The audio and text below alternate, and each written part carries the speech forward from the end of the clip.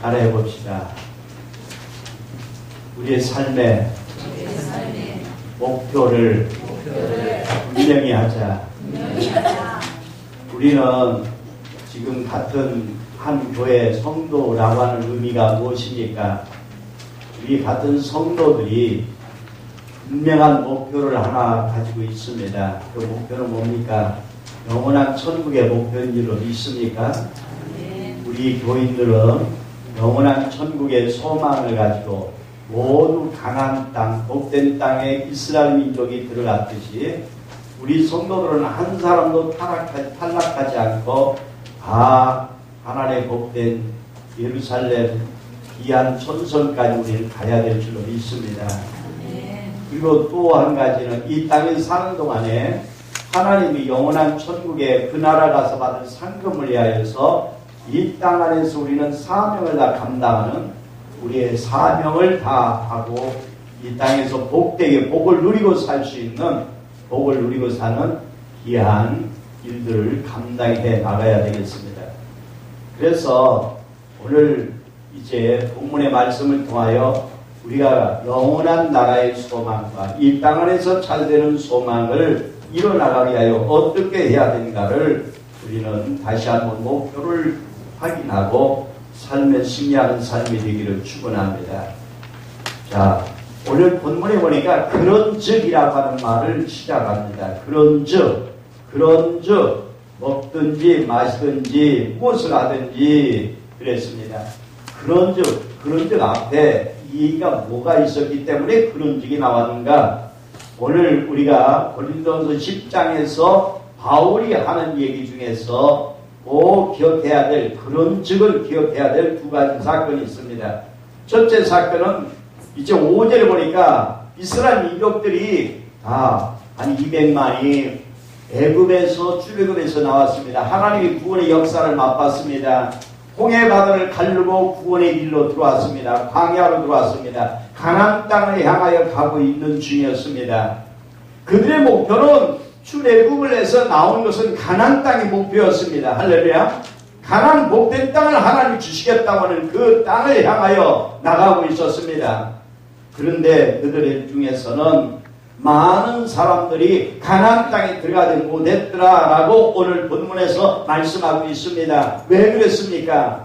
가나안 땅에 복된 땅에 들어가는 그 목적을 상실해버리니까, 목표를 상실해버리니까 우왕좌왕하고 그만 원망하고 불평하다가 많은 사람들이 가나안 땅에 들어가지 못했다는 사실입니다. 이 말씀은 믿음을 가진 성도들이, 구원받은 성도들이라도 마지막 끝까지 구원의 자리에 들어갈 사람이 많지 않다고 하는 말로 듣는다면 오늘 우리가 우리 신앙의 목표를 잃어버려서 안 될 귀중한 교훈을 주시는 말씀이죠. 12절에 보면 또 두 번째 손질로 생각하지 말라, 넘어질까 조심하라 라고 말합니다. 나는 이만하면 됐어라고 자만하고, 나는 이만큼 이제 됐어, 나는 이만하면 뭐 먹고 살아, 경제적으로도 먹고 살아 라고 자만하거나, 나의 신앙은 이만하면 됐어라고 자만하게 될 때 넘어질까 조심하라, 손질로 생각하면 넘어질까 조심하라 라고 말씀하고 있는 것입니다. 자, 그런즉 그렇게 넘어질까 조심하기 위해서, 또 원망하다가 가나안 땅에 들어가지 못할까 조심하기 위해서, 그런즉 어떻게 해야 됩니까? 우리의 삶에 분명한 목표를 정하고 살라라고 하는 것입니다. 오늘 그 목표를 다시 한번 확인하고 목표를 향하여 나가는 복된 성도 되기를 축원합니다. 사람이 목표가 있는 것과 없는 것과는 그 삶의 방법과 태도가 영 달라집니다. 사람의 사망률이 어느 때에 가장 적은가를 조사해 봤더니요, 다음날 결혼할 사람이 있는 사람, 결혼할 일이 있는 집안, 또는 생일날, 또는 크리스마스 같은 좋은 날이 있을 때에 그 전날에는 사람이 거의 죽질 않는답니다. 왜 그럴까요? 기대감이 있기 때문에, 내일에 대한 기대감, 소망이 있기 때문에 그렇게 전날에 죽을 수밖에 없는 입장에 있는 환경 속에서도 죽지 않고 살아있는다는 것입니다. 그렇습니다. 목표가 있는 것과 없는 것은 엄청난 차이를 가져다 주는 것입니다. 그래서 지글러라고 하는 사람은 목표를 가질 때에 잠재적인 능력을 우리가 다 발휘해서 쓸 수가 있고 내 속에 있는 잠재적인 능력을 극대화할 수 있다라고 말하고 있습니다. 빌립스 브룩스라고 하는 목사님은 이런 말을 했습니다. 능력에 맞는 일을 구하지 말고 내가 능력이 이만큼 있으니까 일을 해야겠다라고 하는 것도 좋을 수 있겠지만 그러나 그런 말합니다. 능력에 맞는 일을 구하지 말고 일에 맞는 능력을 구하라. 할렐루야. 내가 어떤 목표를 정해놨으면은 그 목표를 향하여 나가기 위한 능력을 구해야지 내가 이만한 능력밖에 없으니까 목표를 이렇게 정해야겠다라고 정하지 말라는 얘기가 되는 거죠. 그렇기 때문에 오늘 여러분들 목표를 정하고 그 목표를 향하여 나가기 위하여 능력을 구하는 성도들 되어지기를 축원합니다. 모세는 적과 꿀이 흐르는 가나안 땅을 먼저 목표를 정해놓고 방법을 연구하여 나가지 않았습니다.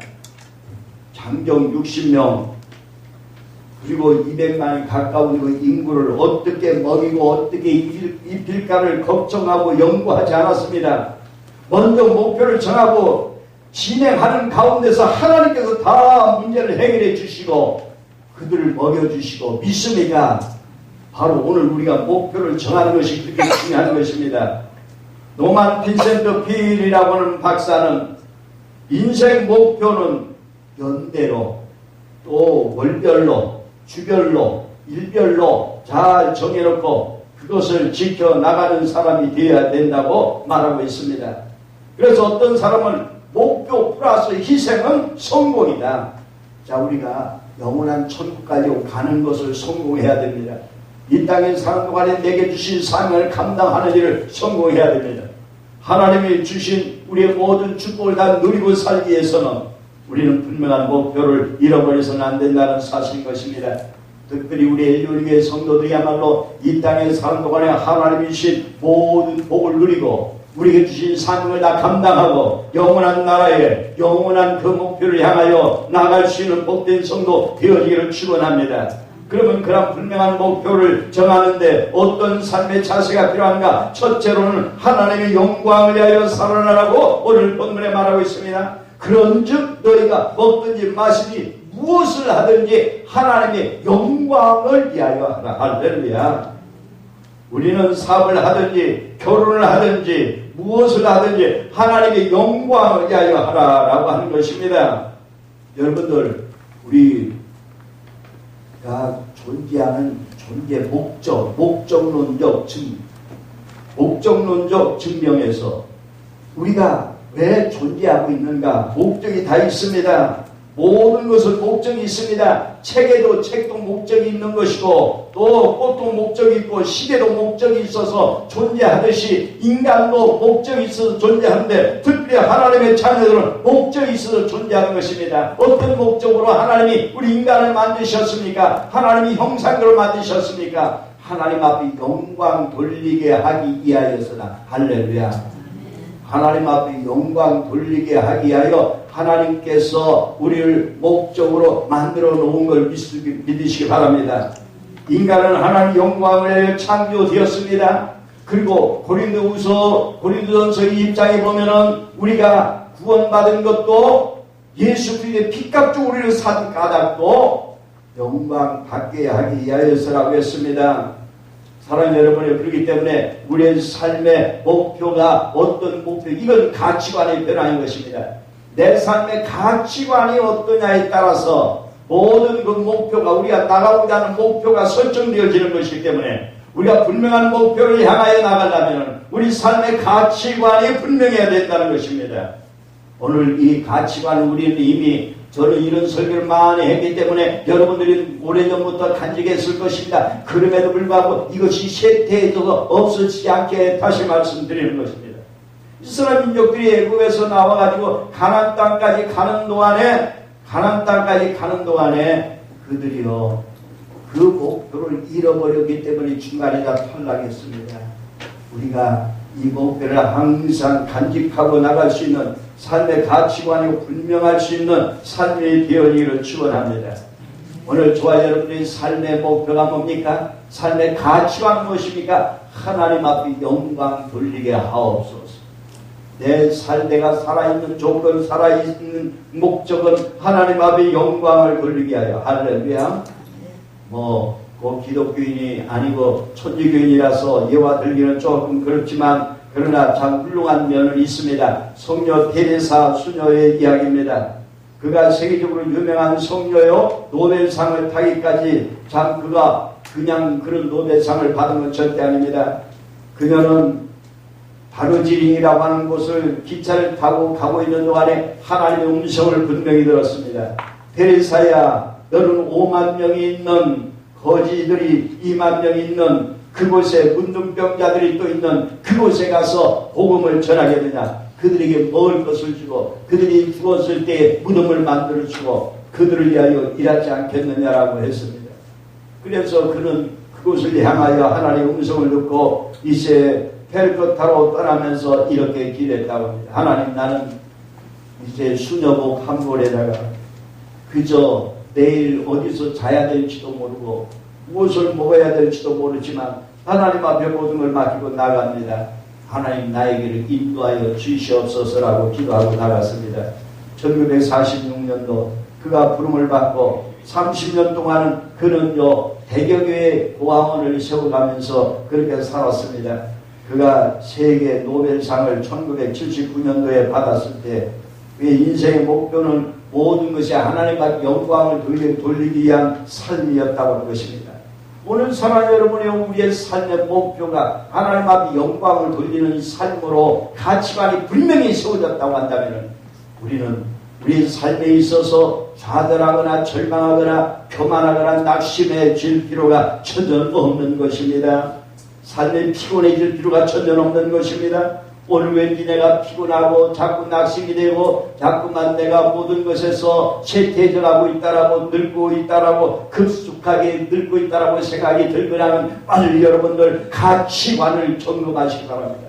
내가 왜 살아야 되는가? 나의 삶의 가치관이 하나님 앞에 영광을 얻는 것으로 결정되어지고 그것이 내 안에 있기만 하다면 우리는 날마다 내 안에서 생수의 강이 흘러넘치고 하나님이신 파워가 날마다 넘쳐나게 될 줄로 믿으시기 바랍니다. 그래서 우리의 삶의 가치관을 항상 하나님 앞에 영광 돌리기 위한 가치관으로 확인하시기 바랍니다. 매일같이 확인하시기 바랍니다. 오늘도 하나님 앞에 영광 돌리는 삶이 되게 하옵소서. 하루를 시작하기 전에 하나님 앞에 영광 돌리는 오늘 하루가 되게 하여 주시옵소서. 오늘 하루가 하나님 앞에 영광 돌리는 삶으로 시작을 한다면 하나님이 그 순간에 나와 같이 할 것입니다. 그 순간 모든 순간을 하나님이 지배해 주실 줄로 믿으시기 바랍니다. 이렇게 입술로 고백하시기 바랍니다. 따라해 봅시다. 나의 삶은 하나님 앞에 영광을 돌리는 삶이다. 할렐루야. 늘 고백하시기 바랍니다. 매일같이 입술로 고백할 수 있기를 바랍니다. 두 번째, 이런 하나님 앞에 영광을 돌린 삶의 가치관을 가진 사람의 삶의 태도 중에 두 번째는요, 이웃의 유익을 위한 목표를 세우는 것입니다. 우리가 이제 기독교인으로서의 삶의 자세가 어떤 것인가를 가르쳐 주는 거예요. 예수를 증거하는 것도 너무 중요하지만 우리가 생활 속에서, 삶 속에서 예수님을 증거하는 것은 너무 귀한 것입니다. 오늘 33절에 말합니다. 바울은 모든 사람을 기쁘게 하여 나의 유익을 그치 아니하고 많은 사람의 유익을 구하라. 우리 크리스찬들 삶의 가치관이 하나님 앞에 영광 돌릴 수 있는 삶의 가치관으로 변화된 사람, 성도의 삶의 태도를 말하고 있는 것입니다. 뉴욕 전화국에서 사람들이 어떤 말을 가장 많이 쓴가를 조사해 봤더니 나라고는 말을 가장 많이 쓴답니다. 나라고 하는 말을 많이 쓰는데 5,000번 대화 중에서 399번을 나라고 하는 단어를 쓴다는 것입니다. 우리는 인간은 이기적으로 되어 있다는 것입니다. 모두 내 가족, 내 식구, 내 것에만 집착하고 있는 것이 오늘날 인간들의 삶의 태도라는 것입니다. 그러나 그렇게 내 것만을 생각하는 사람들이 다 잘 사는 것이 아니고 성공하는 것이 아닙니다. 오히려 우리가 살아오는 이 삶 속에 많은 사람이 성공했던 사람은 나를 먼저 생각하지 않고 타인을 먼저 생각한 사람이 먼저 성공했다고 하는 사실인 것입니다. 자동차왕 헨리 포드에게 어떻게 해서 이렇게 성공적인 삶을 살 수 있느냐고, 어떻게 이렇게 성공적인 회사를 만들 수 있었느냐고 물어봤더니, 첫째는 내가 사람들에게 가장 값싼 차를 만들려고 생각했다. 두 번째는 가장 편리한 차를, 편안한 차를 만들기 위해서. 세 번째는 가장 안전한 차를 만들려고 남을 위하여서 생각했다는 거예요. 어떻게 하면 돈을 많이 벌까는 생각하지 않냐고, 남을 위해서 어떻게 편리하게, 어떻게 안전하게, 이것을 먼저 생각했던 헨리 포드는 그래서 성공할 수 있었다고 하는 것입니다. 그렇습니다. 여러분들, 오늘 우리가 사업을 하는 사람, 또 직장에서 일을 하는 모든 우리는요, 우리 삶의 태도는 나를 먼저 생각하지 않고 이웃을 먼저 생각할 수 있는 우리 자세가 된다면 전도는 저절로 되어질 것입니다.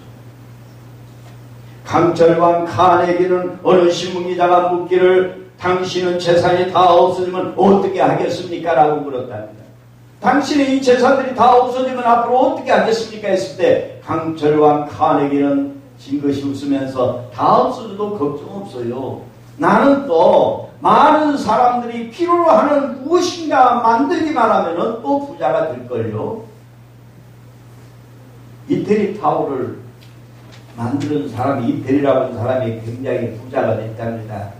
이태리 타워를 왜 만들었습니까? 때를 어떻게 하면 쉽게 벗길 수 있을까를 연구하다가 이태리 타워를 만드는데 그거 갖고 부자가 됩니다. 여러분들, 지금 우리가 사업의 아이템, 정말로 좋은 아이템 하나만 있으면 부자가 될 수 있죠.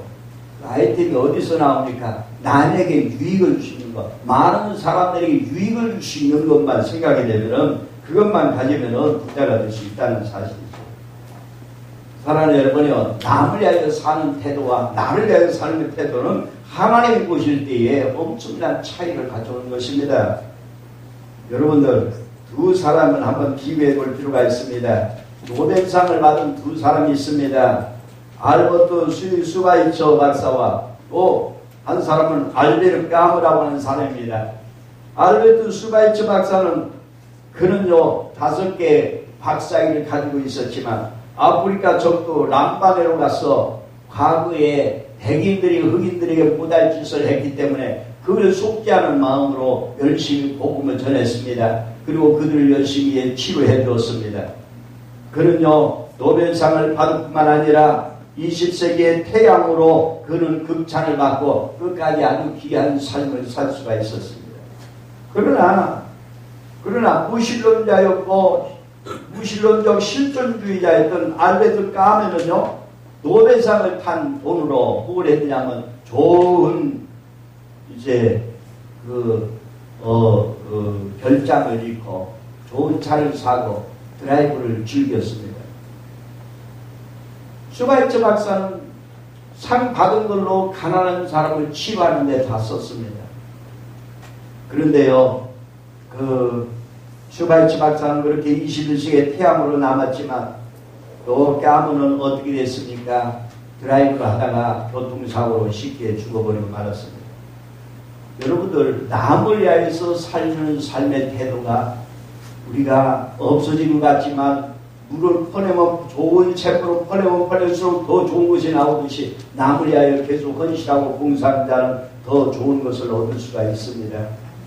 일본에도요 소설 빅점이라고 하는 소설을 쓴 사람이 있습니다. 이 사람은 삼분응자라고 하는 여자인데 구멍가게를 했습니다. 가게를 하는데 너무 가게가 잘 되는 거예요. 그저 매일같이 추록으로 물건을 들이다놓기 시작했습니다. 하루는요 남편이 직장에 돌아오면서 얘기를 합니다. 여보, 이렇게 장사가 잘 돼서 어떻게 해?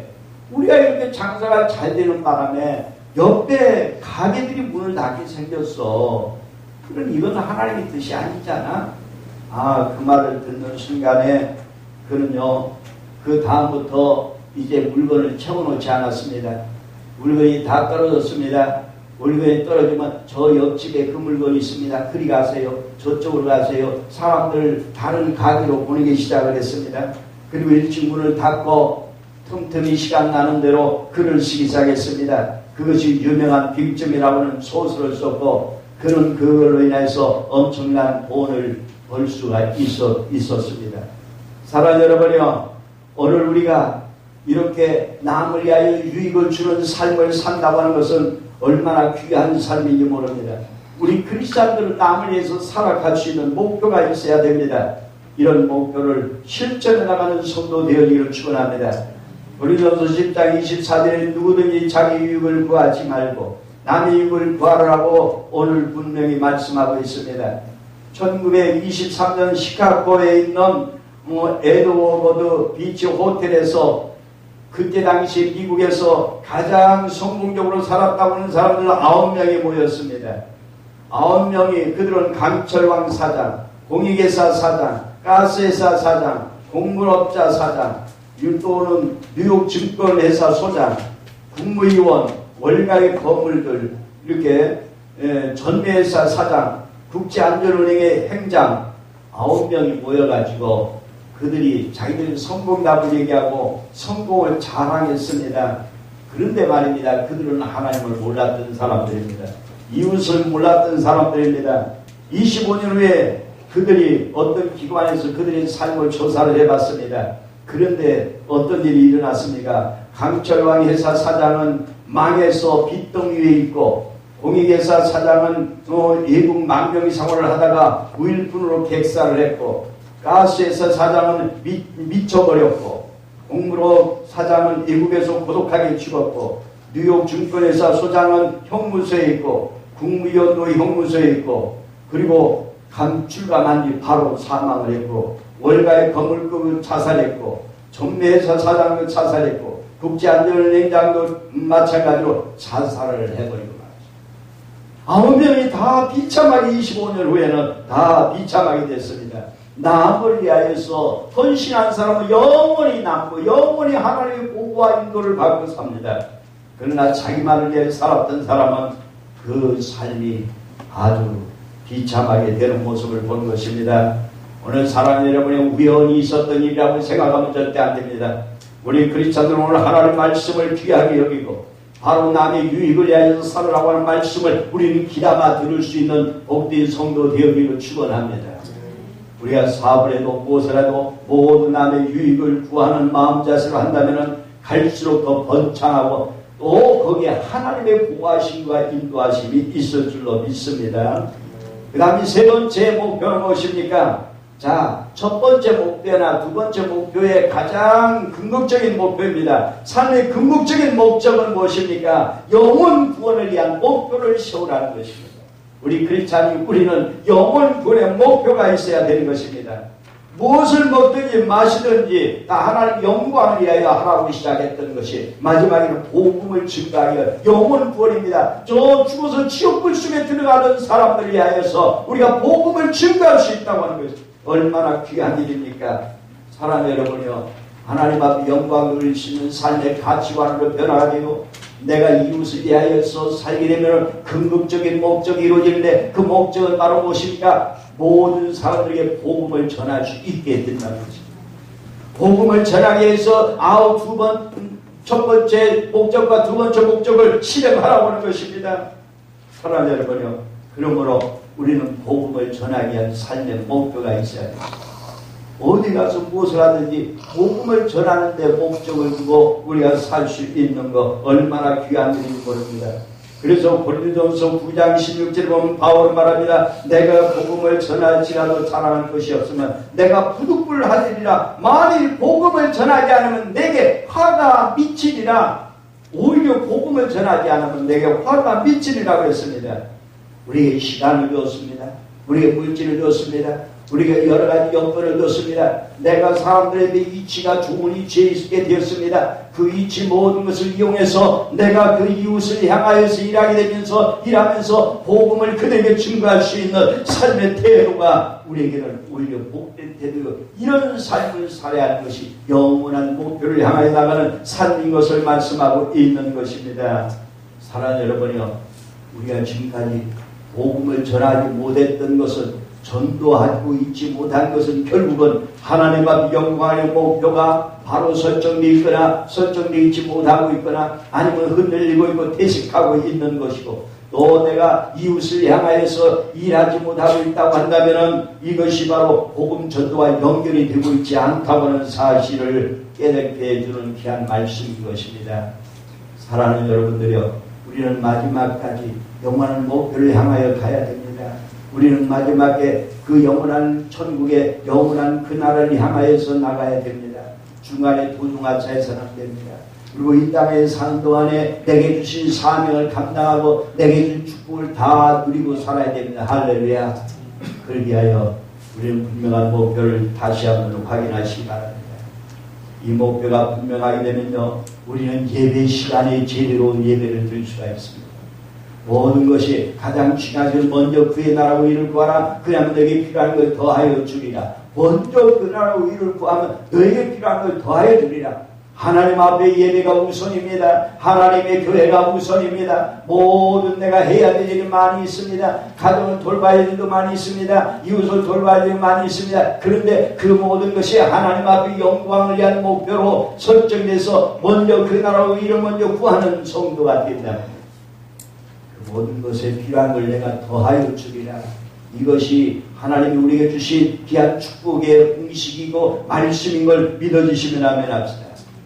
오늘 저와 여러분들의 삶의 목표를 다시 한번 설정하고 퇴색된 목표가 되었다면 다시 확인하고 선명하게 목표를 설정할 수 있는 복된 성도 되어지기를 축원합니다. 조용히 머리 숙여 기도하며 우리 자신 한번 돌아봅시다.